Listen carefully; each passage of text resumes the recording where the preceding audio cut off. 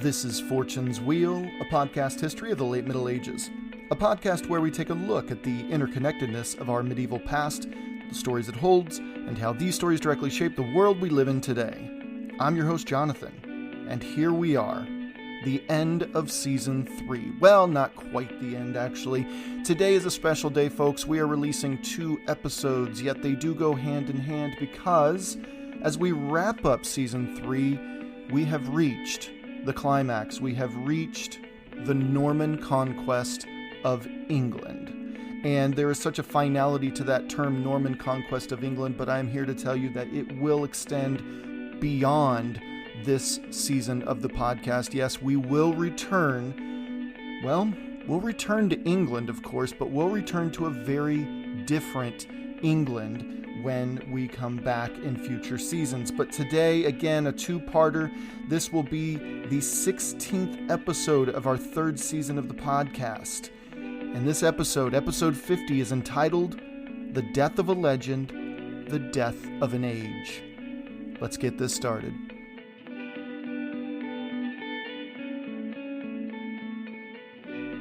The year was 250 CE. Roman Emperor Decius ordered the slaughter of those who refused to denounce their filthy desert cult and its single all-powerful god, and revert back to worshipping the old gods led by Jupiter. In Ephesus, in modern-day Turkey, 7 believers ran from Decius's murderous enforcers just after gifting the poor all of their belongings. They ran, and they were chased. They retreated into a cave to escape the already blood-soaked swords of their would-be assailants, but one of them caught wind of their hideout and soon sealed the cave shut. Those 7 Christians were stuck in that cave with no way out. Eventually, they slept. It wasn't until more than 300 years later, under the rule of Emperor Theodosius, that cave was unsealed in order to be repurposed into a cattle pen. To the cattleman's shock, those 7 men were just waking up with the sunlight pouring in. The cattlemen ran. The men wandered into Ephesus as they knew the way. But they walked into a completely different town altogether. This wasn't Ephesus they walked into. Couldn't be. Ephesus, since they last saw it the day before last, it was aflame. Christians were mutilated in the streets, and homes and shops were burned. It was chaos. This wasn't even a town. This was a city they'd walked into, a bustling one. No one was stabbed or burnt for their beliefs. No, this was altogether peaceful. And there were crosses on the buildings, just about everywhere they looked. In fact, these townspeople noticed their peculiar habits and coins from the reign of Decius centuries earlier that they used to purchase food. These townspeople secretly summoned the bishop of Ephesus, who immediately met the men. The bishop led them through a series of questions, which ultimately resulted in the men's story as to how they ended up where they were. They would spend the rest of their days praising God and dying in peace, knowing that Christianity had overcome Roman paganism in the end. Roughly 815 years later, thousands of miles to the northwest, King Edward of England began laughing loudly and uncontrollably, seemingly for no reason at all. He was feasting with his nobles there in the spring of 1065, just after Lent. Every head craned to see what had the king laughing so hard, but there was apparently no reason. Edward was a hothead, a man with an explosive temper. However, when feasting, he enjoyed the revelry and camaraderie shared amongst his countrymen and women. He laughed at their jokes, he enjoyed the stories, he even was known to jest those around him when the atmosphere was right, but laugh with no obvious discernible reason? This was quite unlike the old king. He eventually wiped the tears from his eyes and cheeks as his laughter quieted to a chuckle. People returned slowly to their conversations, no one willing to risk asking why the king was laughing like a madman at the head of the table. Later, however, after the feast had died down and his guests had slowly trickled off to the comforts of their beds, a few men in the group helped their aging king to his bedchambers, not only for his own good, but for his safety. These were darkening times for a somewhat prosperous kingdom. Candles lit the bedchamber as they entered, servants having lit them a few minutes before. One was currently preparing to assist the lady of the kingdom, Queen Edith, for bed. As they helped Edward to the side of his bed, one of the men spoke. It was Earl Harold Godwinson. According to the Vita Edwardi, Earl Harold glanced at the other two gentlemen as if to say, "Wish me luck," and then said to his king, "We saw something unusual today, Lord King, by which we were all greatly astonished." Edward removed his crown. Earl Harold took it, handed it to one of the other two men present, a local bishop, who then carried the crown to a nearby table, gently putting it down. The old man asked what it was that astonished his greatest nobleman so much. Harold says, "We've never seen you laugh so openly without cause as today." There was silence. The earl, the bishop, and the other man, a local abbot, all looked at one another, unsure of how their king would respond. If any man was to confront King Edward about his peculiar behavior, Harold Godwinson was the safest to do so, which put the holy men at ease. The old king sighed a deep, breathy sigh, the kind of sigh that whispered a wisdom only gained through time and tragedy. Edward quietly chuckled once more, but stopped, put his hands on his knees, and said, staring at the floor in front of his feet, "I saw wonderful things, and therefore I did not laugh without a cause." Once again the three men glanced, confused, at one another. Harold spoke first, with a friendly smile, and asked, "What made you laugh then, my lord?" The old king laughed again briefly. The three men nervously chuckled with him, waiting.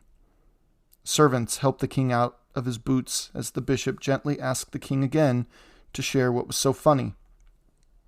Edward was helped under the covers. Finally, the abbot asked about the king's reasons for such grand laughter. Resting his head, Edward smiled and said the following. "It is hundreds of years from which time the seven sleepers rested in the cave on Mount Celion, near Ephesus, on their right side. But now, after we began to feast, they turned over to their left side, and on that side they will lie for up to 74 years. This rotation, without a doubt, predicts a fearful omen for mortals. For those things which the Lord warns in the Gospels will be executed in these 74 years in many ways. For nation will rise against nation, and kingdom against kingdom, and there will be great earthquakes throughout the lands, and there will be both pestilences and famine and terror from the sky and great signs. Wars and oppressions of nations will torment the human race incomparably, and there will be changes of many kingdoms." The old man's voice, strong still yet fading, trailed off into a deep sleep. The three men, Earl Harold, the bishop, and the abbot, quietly retreated from the room. They walked together down the corridors silently, thinking and reflecting upon what their king had just uttered.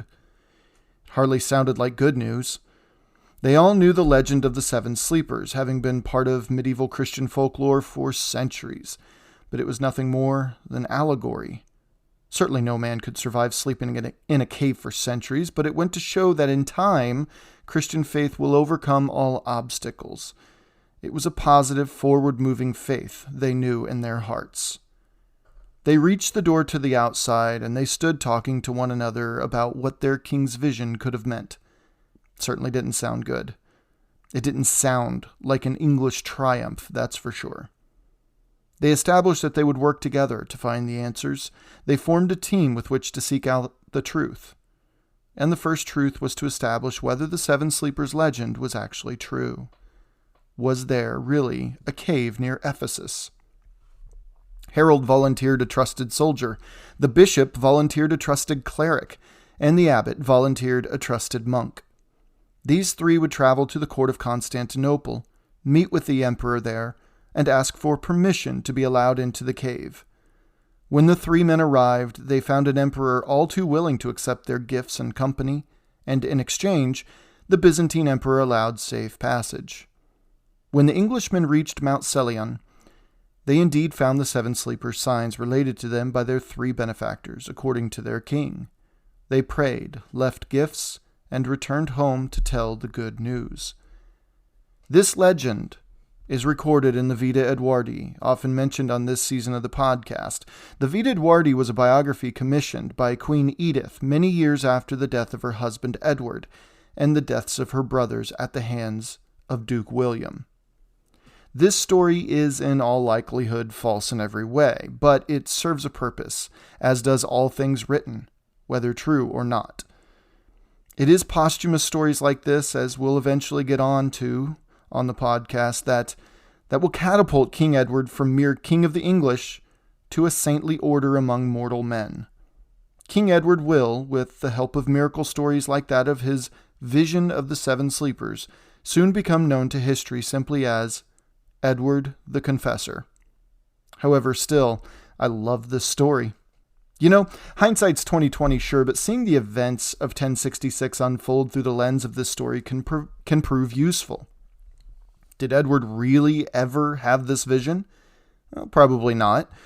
Did Earl Harold financially support a mission to Ephesus near the Holy Land to prove the existence of the seven sleepers? Well, most likely not. But were tensions extremely high for England in 1065? Absolutely. And in the midst of hardship and tragedy, people look for someone in control, someone who recognizes what's happening and can foresee a way out, or at least warn of impending doom so one can prepare accordingly. Doom may be inevitable, but people overall prefer a heads up because it shows that someone or something is looking out for them. People needed to know that their long-deceased king saw the cosmic writing on the wall and tried his best to warn his earl about it. Again, the details may not be true, but that doesn't matter if the people feel comforted by the FOMA, as Kurt Vonnegut called it. That is, FOMA, the harmless, comforting untruths that people tell themselves to get them through tragedy. But the truth could have very well been Edward and Harold having difficult conversations about the threats to the English crown and people. They could have discussed Harold's alleged visit to Normandy and capture by Duke William and the consequences of the Duke's capabilities and ambitions. They could have discussed the Northumbrian situation with Earl Tostig beginning to lose grip there. Or even just the steady pressure by Scotland and Wales now. And who would have been in attendance for some of these conversations? Earl Harold's sister, Queen Edith, and who again commissioned the Vita Edwardi to be written in the first place. Again, that's right, Queen Edith. So commissioning a monk to write her husband's and her family's stories was a surefire way for a little religious propaganda. A vision would make Edward look downright saintly in the eyes of the medieval church. Yet another piece of evidence for naming him Confessor. Having stationed himself on the Isle of Wight as a forward-serving reconnaissance officer of sorts, along with a small fighting force, King Harold Godwinson, over a year later in 1066, decided the Channel weather just wouldn't cooperate for the Duke, so he disbanded his manned stations up and down the southern coasts and returned to London. While he did this, he heard of reports from up north, reports of a thunderbolt striking down the coasts of Northumbria, from Bamborough to the River Tyne and further south to the Humber. It was time to ride north, so King Harold of England called in levies on his way to Yorkshire. Meanwhile, the legendary figure of Harold Sigurdsson, now King Harold III of Norway, had recently left his capital of Oslo and sailed westward to the Orkneys, an island chain long populated by Norsemen and Scottish people north of Scotland. When he arrived there, he met his co-conspirator in this mission, the exiled brother of the King of England, Tostig Godwinson. Tostig waited there with a good number of ships, but nothing compared to King Harald Hardrada's colossal 200-plus ships. But remember, Tostig's original fleet had been much larger prior to his clash with Earls Edwin and Morcar that sent him limping away to King Malcolm III of Scotland's court. And the only way, really, that Hardrada knew to arrive anywhere, which is to say, grandly. He met with Tostig, solidified plans, and set sail southward. He left his daughter, Maria Harold's daughter, who had been betrothed to one of Harold's most trusted warriors, Ora, as well as his wife, Elisive of Kiev, Queen of Norway. Sailing south, King Harold III of Norway probably couldn't help but review his life. He was, by this time, aged 51 years or so. He was still very much in his prime, which is unthinkable given his life story.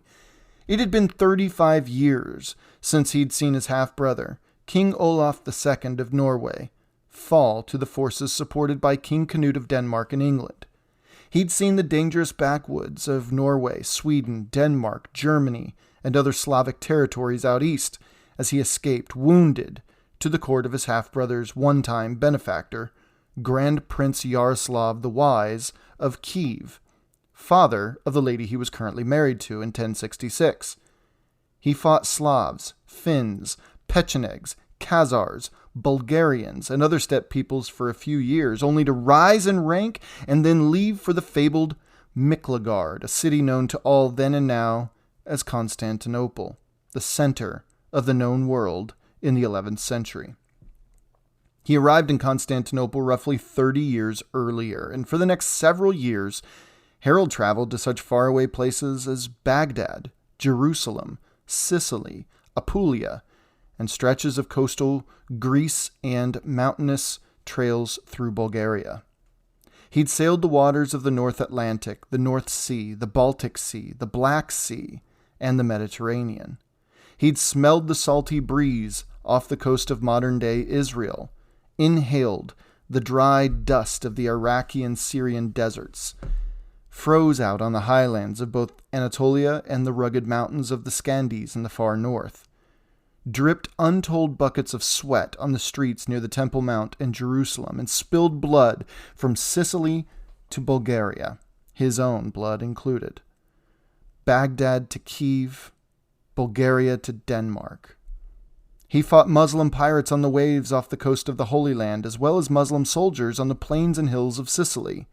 He battled Latin Christian Normans in Apulia, pagan Pechenegs in modern-day Romania and Ukraine, Jewish Khazars out on the southeastern Russian plains, and Eastern Orthodox Bulgarians in the Balkan mountains. He slept in sheer terror and wounded in the Swedish backwoods as a young man, and within 15 years he was sleeping on top of the world, directly serving the Eastern Roman Emperor himself. Named Harold, he was known in many languages, namely as Araltes in Greek. He wooed the likes of the Empress of the Eastern Roman Empire, then served beside the likes of William Ironarm and Drogo de Hauteville, as well as George Maniakes and King Olaf II, and he gouged out the eyes of the Eastern Roman Emperor Michael Caliphates. As reverential as it is to refer to Harald Hardrada as the last great Viking king, it's almost a slap in the face. Granted, much of his legend is brought to us by the works of a 13th century Icelandic historian and storyteller named Snorri Sturluson. But taking literary license, as I do from time to time on this podcast, in order to simply bring certain scenes to life, it doesn't negate the fact that each of Snorri's stories about Harald Hardrada are rooted somewhere in truth. We do in fact have records of Harold's escape from Norway to Kiev. We have the records of Araltes in Constantinople rising through the ranks and then escaping the city back north to Kiev by the skin of his teeth with untold riches and legends. And we know for a fact that the man who took over for King Magnus in Norway was the very same man who escaped Stiklestad so many decades before. Contemporaries loved this guy. Well, they loved the legend of this guy, but no one was too keen on meeting him, in battle or away from it.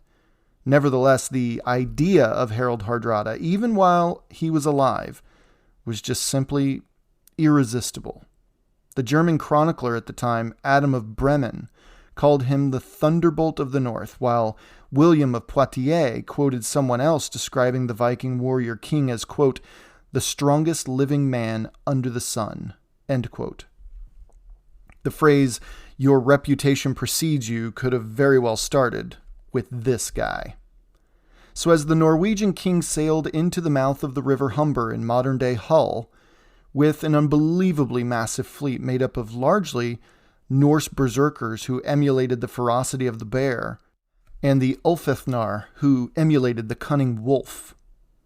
According to Chris Kershaw's The One-Eyed God, these two shamanic practices encouraged donning the skins and pelts of their totemic beasts and adopting their behaviors and fighting tendencies.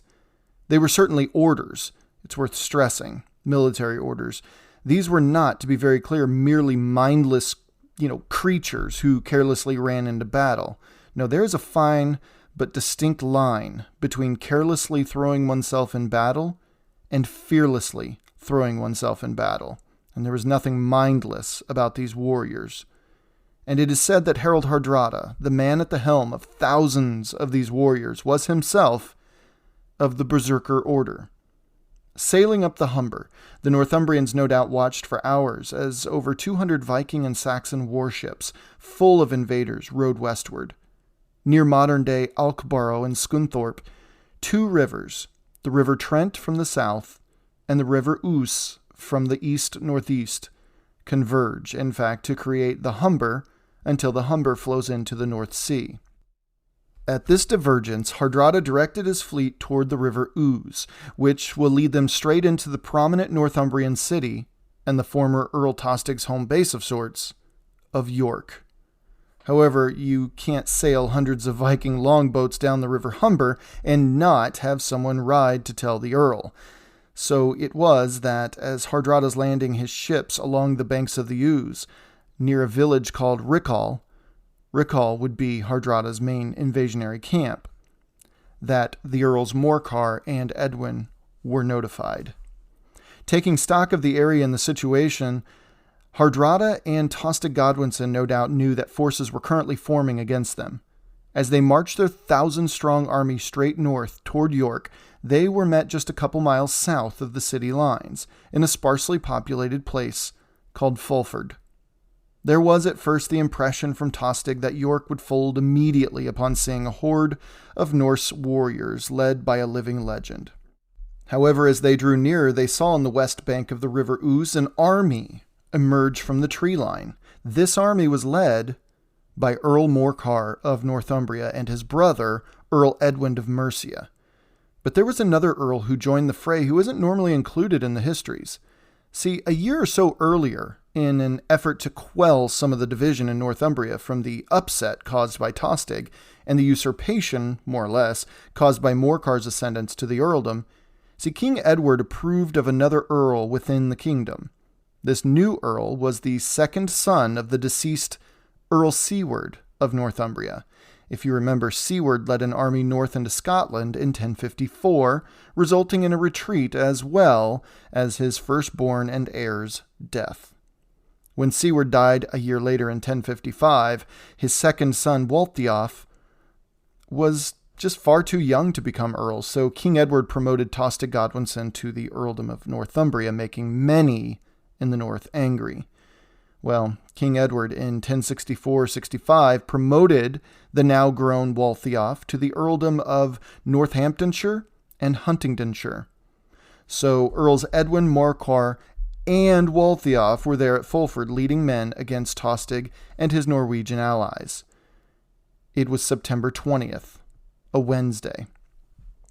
Earl Morcar had already sent messengers to London to alert King Harold Godwinson, and they could only pray that their king would arrive soon, but that was quite a hike from London, to say the least.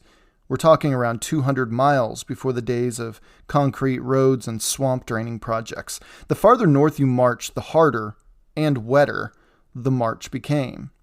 In truth, Godwinson was on his way, collecting levies along the way, but as Edwin, Morcar, and Waltheof watched the invaders from the opposite side of the Ouse, they had no way of knowing when their king would arrive to support them. As far as they were concerned, if not now, when? So they drew up plans quickly. They would march into York, collect a few more soldiers, and then leave York through its southern gate, a place known as Fulford Gate. As the Northumbrian and Mercian forces arrived in Fulford from the north, Hardrada and Tostig arrived from the south. Both armies were now on the same side of the River Ouse, the east side. Marching to the south side of Fulford, the Northumbrians found themselves staring down the proverbial shotgun barrel of thousands of maniacal berserkers and Ulfethnir, as well as Flemish knights. At least the Northumbrians had a slight advantage. Fulford was an estate of Earl Morcar's, and it was strategically chosen as it was banked in on both sides, the west by the Ouse and the east by a large, nasty patch of marshland. Essentially, they meant to bottleneck the Norwegian king, but as if they were stripped straight from a classic Greek comedy, hubris came to rear its ugly head. Morcar had been emboldened by his recent defeats of Tostig during Tostig's go-it-alone campaign a couple months earlier, and as the armies were just finishing forming up, Earl Morcar saw he was opposite Tostig's Flemish mercenaries, and Tostig himself. So instead of letting the invaders step into the bottleneck, Morcar jumped at the opportunity to embarrass his foe once again. Morcar engaged first, and he was largely successful too.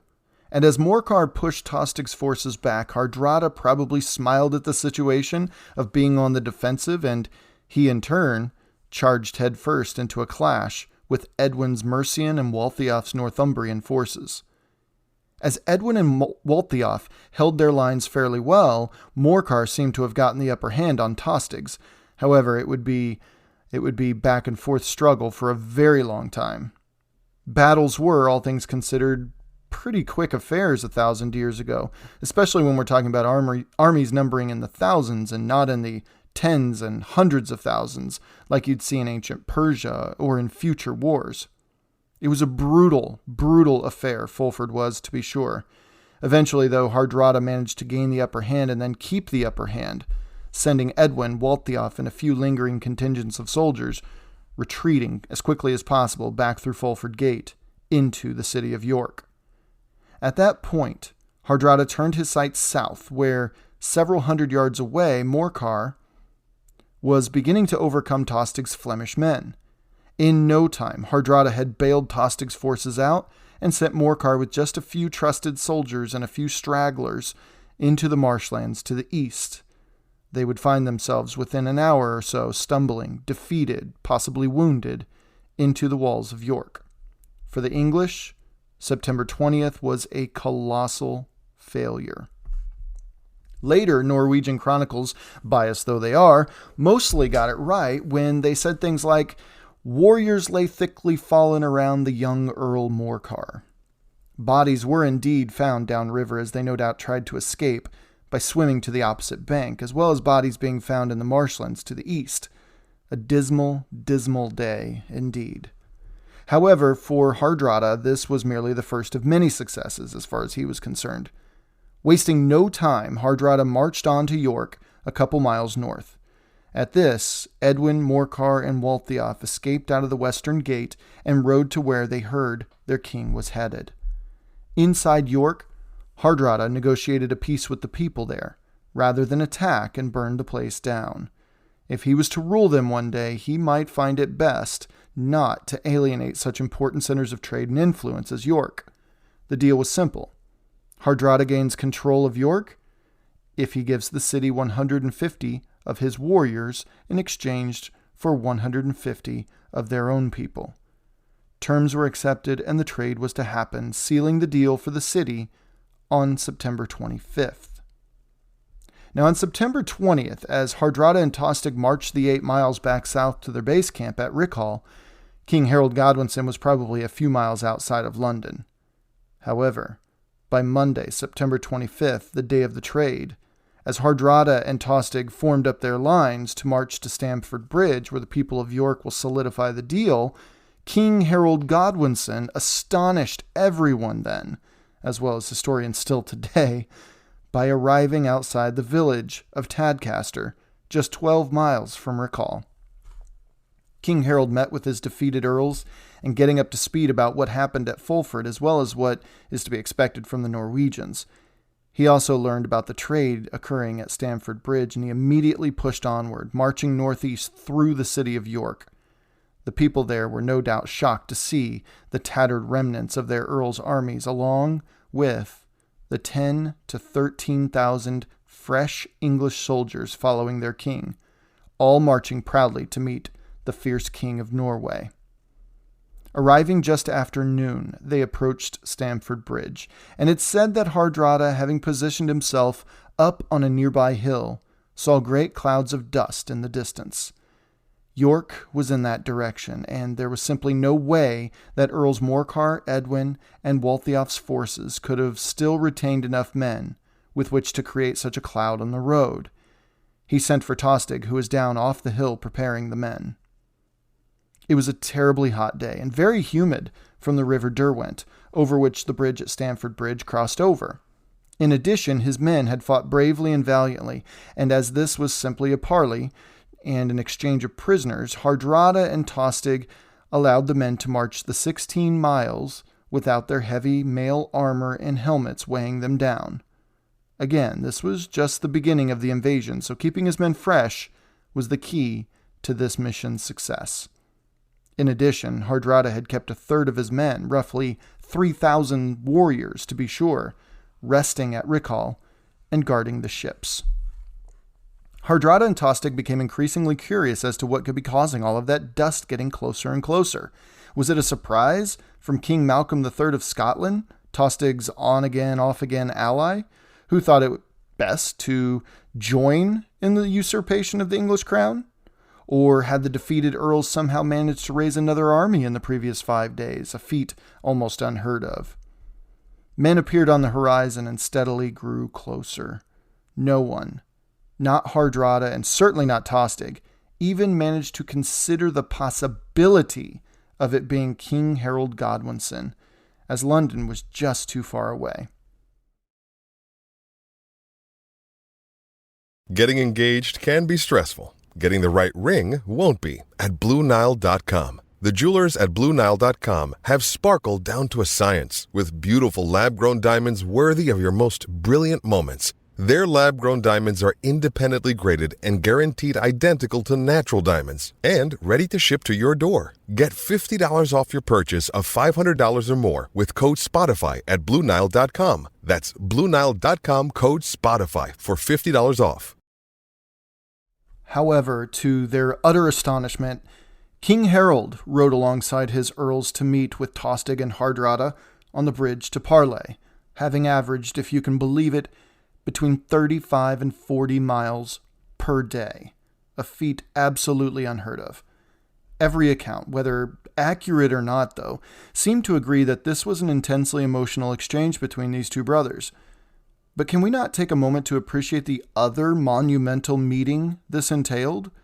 Harold Godwinson, the King of England and heir to the House of Godwin, arguably the most powerful family line in Northern Europe at the time, is face to face with Harald Hardrada, King of Norway and living legend.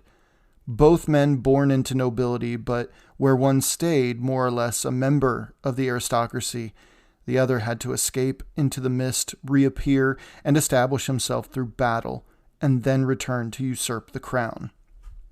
There in the middle of that bridge, with the waters of the Derwent flowing beneath them, King Harold offered his brother a pretty sweet deal. Should Tostig simply direct his horse across the bridge toward the English army, all of his sins toward the crown and kingdom will instantly be absolved. He would regain his old earldom of Northumbria, and to sweeten the pot, he would receive additional lands, ultimately resulting in 1/3 of England itself. Tostig had a follow-up question. Should I accept this offer, what will happen to my Norwegian ally here, King Harold of Norway? And here, famously, Harold Godwinson is recorded as saying, quote, "He shall receive 7 feet of English soil, or maybe a bit more, as he is larger than most men." End quote.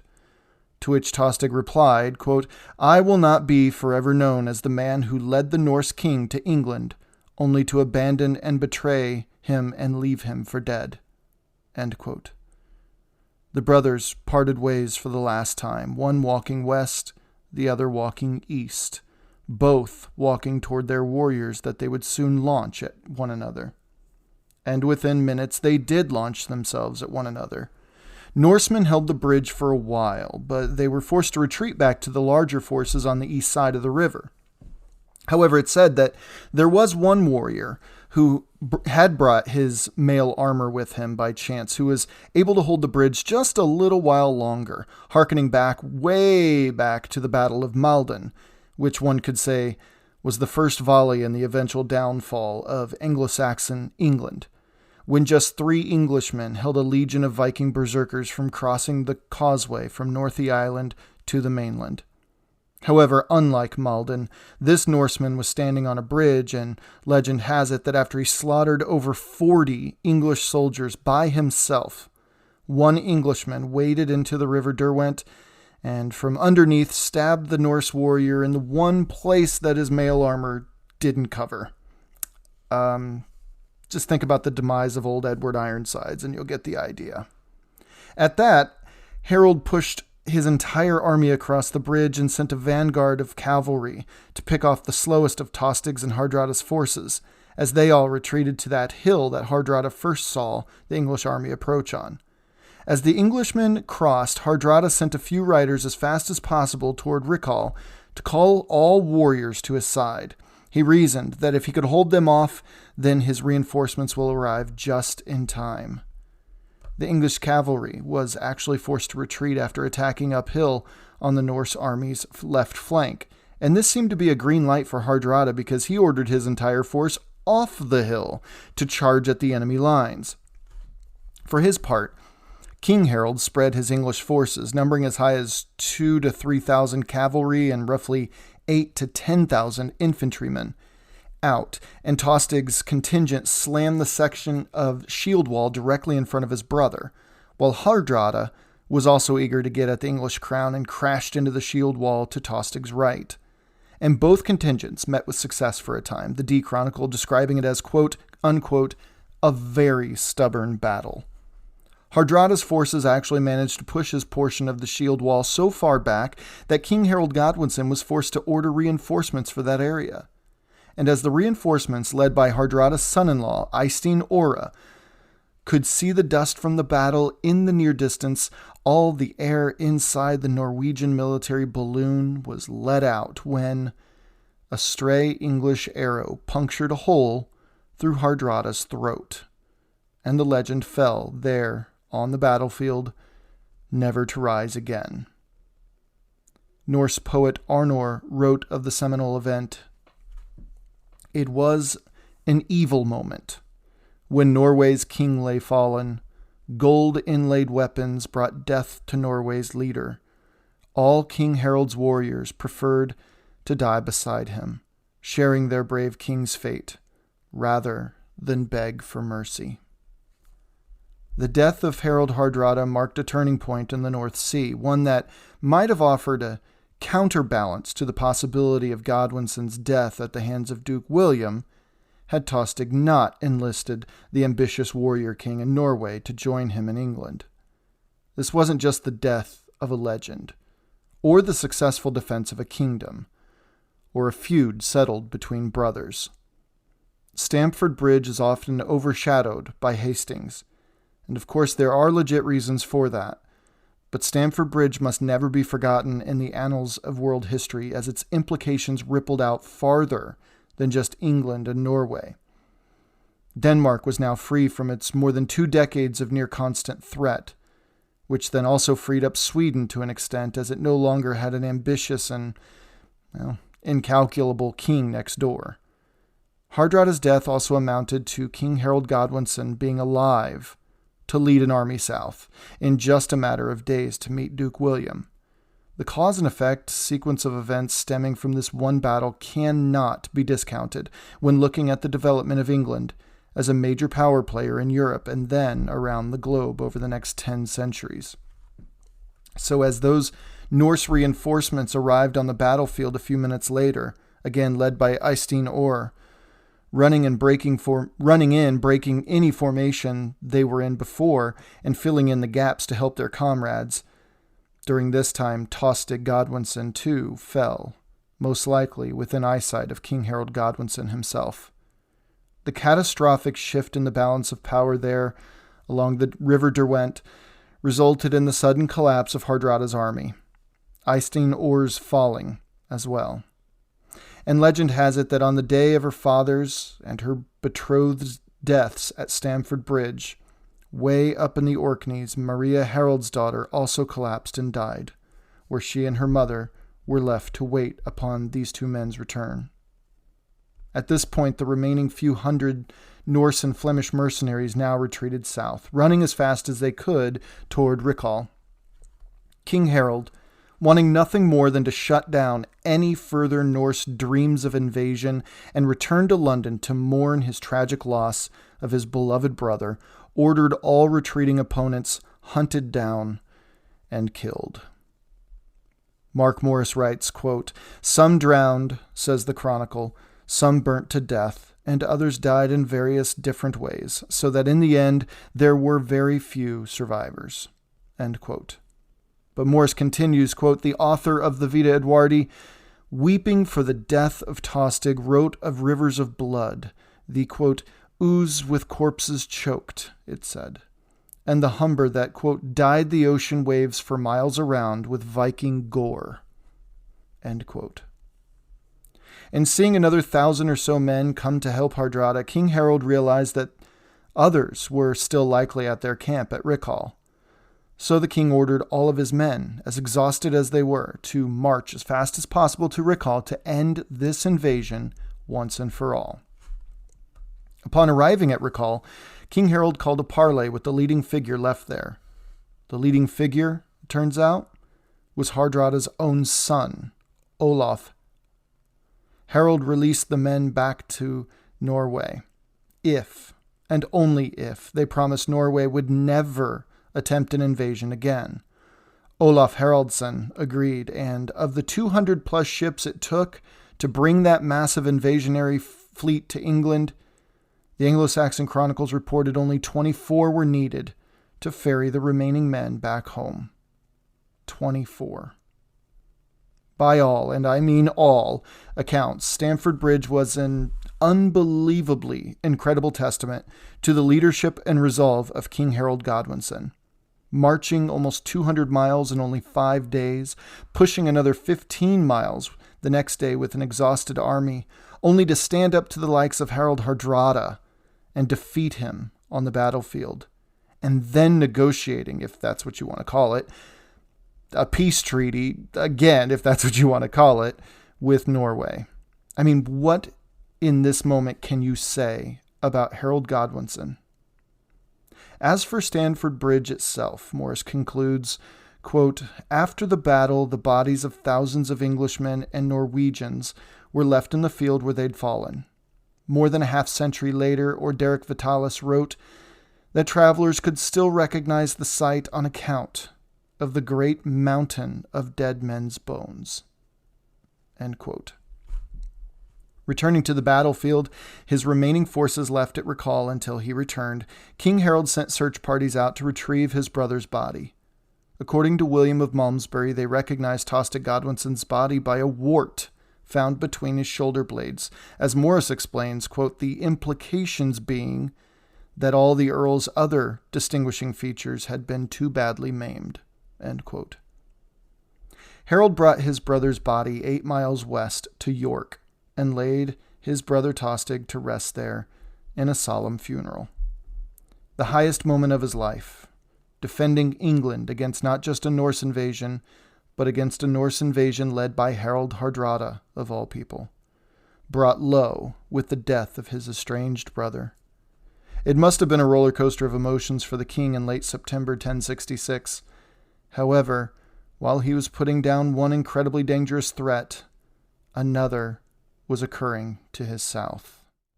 Yet Harold Godwinson had relieved his soldiers in the north after the battle to attend to the pacification of the area and to reestablish Earl Morcar with the necessary authority there. However, on the 1st of October, a letter arrived, and the king immediately fled York for London in great haste. So it seemed as if England came alive all at once. The threat from Tostig and Hardrada came as a complete shock, and there was simply no time to plan their defense out. That threat was nothing more than brute force reaction. However, King Harold had months to contemplate Duke William, and this was the challenge he was ready for, except that instead of starting off on the Isle of Wight with a coastline of manned fortifications, or even half an army to ride south from London with, while Mercia, the Midlands, East Anglia, and the rest of Wessex mobilized, instead of those two reasonable possibilities, Harold was stuck in York with no real army to speak of and exhausted knights at his side. But it was time to move. King Harold was being challenged again, and he would not cower from it either. He was a man raised during a time of great pressure on his kingdom, and he accepted the crown knowing full well the threats it faced.